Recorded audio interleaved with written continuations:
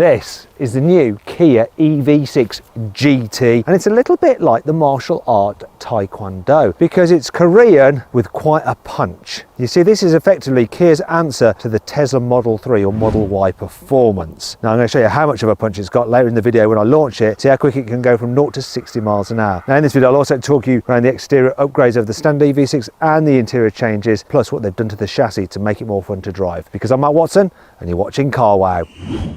Buy, sell, CarWow.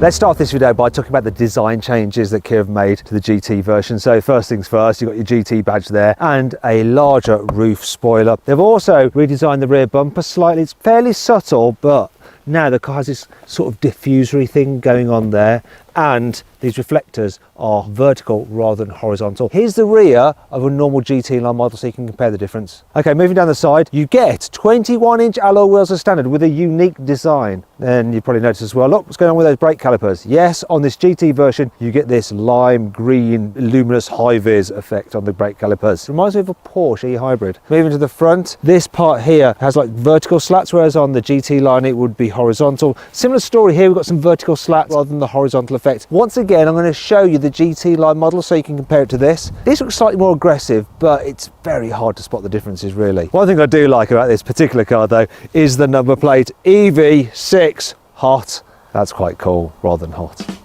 Price? Well, the GT version of the Kia EV6 starts from just under £63,000, which is about £7,000 more than the normal dual motor version in GT Line S trim. Now, if you want to make sure that you're paying a fair price for your next car, you want to compare different offers, just head to CarWow. All you have to do is Google "Help Me CarWow" and my team and I help you choose the right car for you and get it for a fair price from one of our trusted dealers.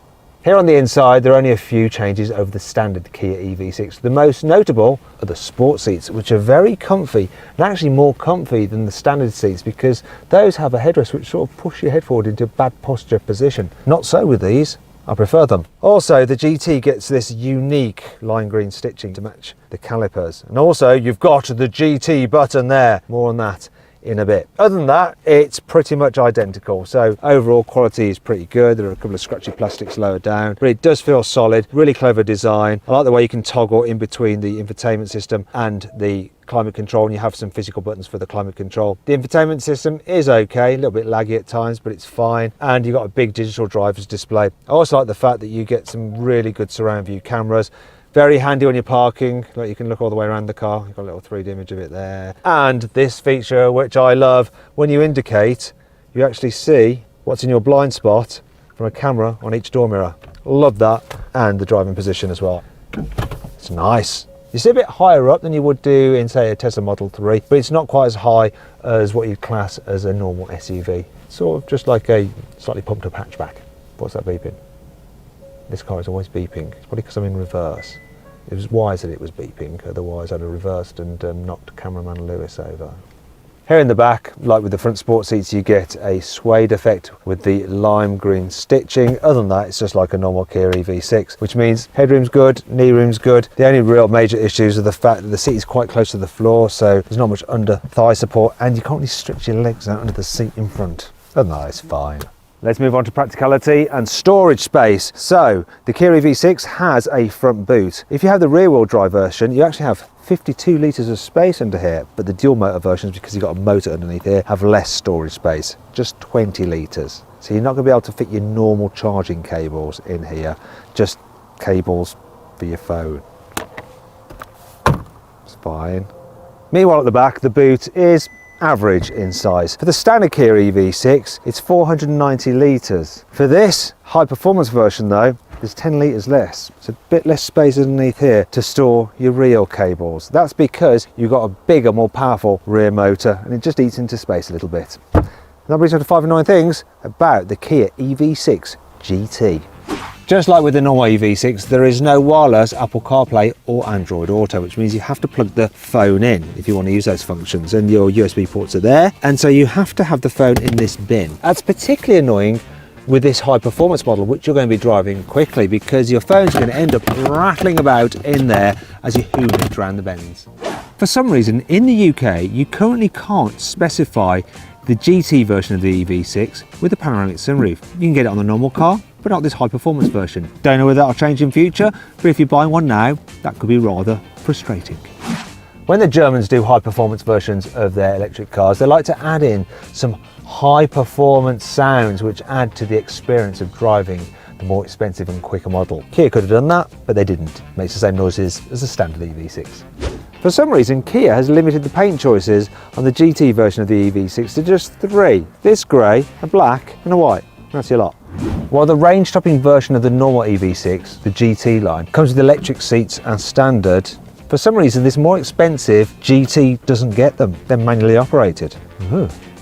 However, that brings on to 5 cool things about this car, because you do at least get a quick release system for the backrest, so you can go from upright to horizontal to upright again as quickly as that.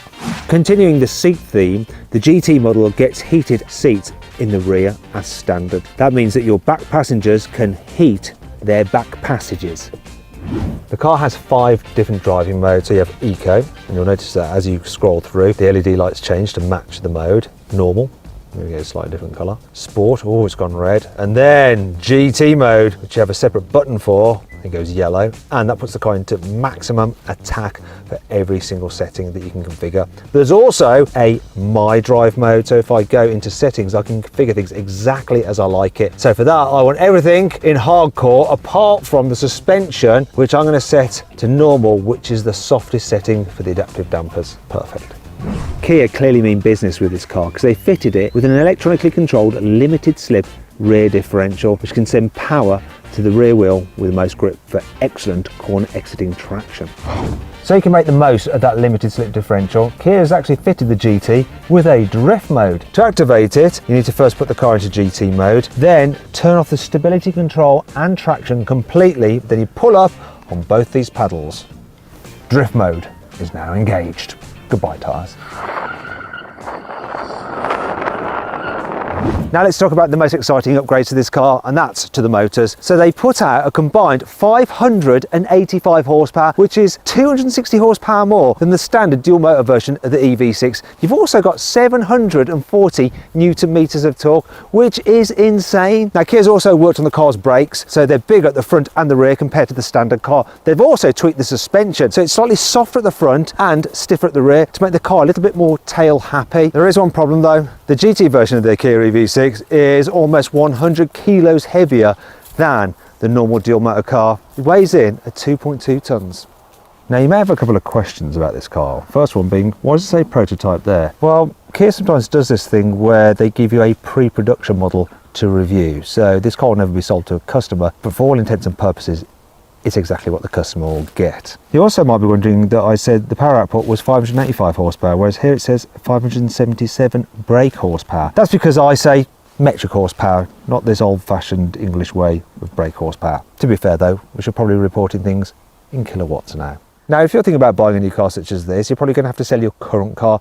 And if you want to find out what it's really worth, you can use carwow. All you have to do is just upload some photos, give a brief description, then our dealers will bid on your car. And if you want to, you can accept the highest offer and the dealer will come to your house, take the car away, put the money in your account. If not, and you just want to find out what your car's worth, there's no obligation to sell and the service is completely free. If you want to try it out now yourself, just click on the pop-out banner up there or follow the link in the description below. Or if you want to do it at a later date or tell your friends and family about it, all you have to do is Google "Help Me Carwow" and we'll help you find out how much your car is really worth.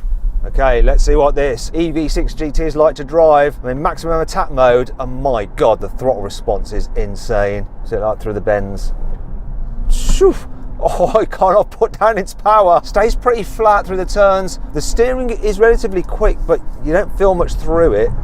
You can't fault the performance, but what you can fault is how it rides over bumps. Oh my gosh. British country roads are generally pretty bouncy and this thing is just skipping all over the place. So what I've done is set up my driving mode, press the button. I've got everything else in sporty apart from the suspension, which is now in the softer setting, and that is better. Does mean it leans a bit more in the bend, so it doesn't feel quite as sharp, but I'm not being shaken like a Polaroid picture. It's much more composed. Still not as composed though as the normal Kia EV6, which rides on slightly smaller wheels and is also lighter by about 100 kilos. You know, this is quite a heavy car, 2.2 tons. Doesn't ever feel quite as sporty as a Tesla Model 3 Performance. That is more fun to drive.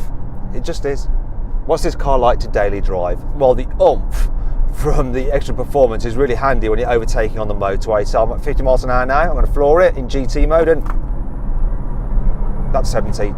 You are up to speed like that. It is super quick. However, one thing you do notice with this car compared to the standard EV6 is when you're going about 70 miles an hour, because you've got sportier tyres, they just seem to create a little bit more road noise than the normal car. Maybe it's the 21-inch alloy wheels as well, so it's a little bit less relaxing. I'll tell you what's also a little bit less relaxing, and that's the range. You see, Kia claims this high-performance version of the EV6 will do 263 miles on a charge, but I'm averaging 2.6 miles per kilowatt hour, which when you multiply that by the battery capacity of 77 kilowatt hours, you get a real-world range of 200 miles. Now that's a mixture of town driving and motorway driving. Not going particularly quickly though. When I was driving this thing just in town, it was averaging 3.4 miles per kilowatt hour, which then would be a real world range of 260 miles. But with a car like this, you're probably going to commute in it, aren't you? Which will involve some faster road sections. You might be better off with the standard car if you want to maximise your range. Now I'm going to launch the Kia EV6 GT to see how quick it is from 0 to 60 miles an hour. I'm going to start off in Eco mode, where the power output is limited to 293 horsepower. What will be the 0 to 60 time? Let's do it. Fairly sedate takeoff. Building power now though. 6.75 seconds. Let's up the ante. Now I'm going to switch into sport mode, where power is increased to 466 horsepower. What will be the quarter mile time now? Here we go. Oh, much quicker takeoff. Oh yes, that's more like it. Oh, 4.25 seconds. What a difference. But there's still more to come. Finally then, I'm going to press the green GT button, go into GT mode, and now I have the full 585 horsepower. Kia says that's good enough for 0 to 60 in 3.5 seconds, but what will it be? Let's find out. Got some wheel spin there, blimey, this is another level.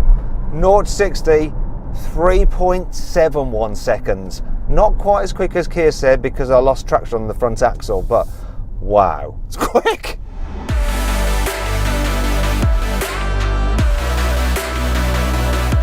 So then what's my final verdict on the Kia EV6 GT? Should you avoid it, consider it, shortlist it, or just go right ahead and buy it? Well, I reckon you should shortlist it. It's not the most fun to drive performance EV, but you can't deny it's blooming quick. I hope you enjoyed the video. If you did, give it a like. Do you agree with my verdict though? Let me know in the comments below. If you click on those windows there, you can watch some more videos, and on that box there, you can subscribe to this channel if you haven't done so already, so make sure you do that. Thanks for watching.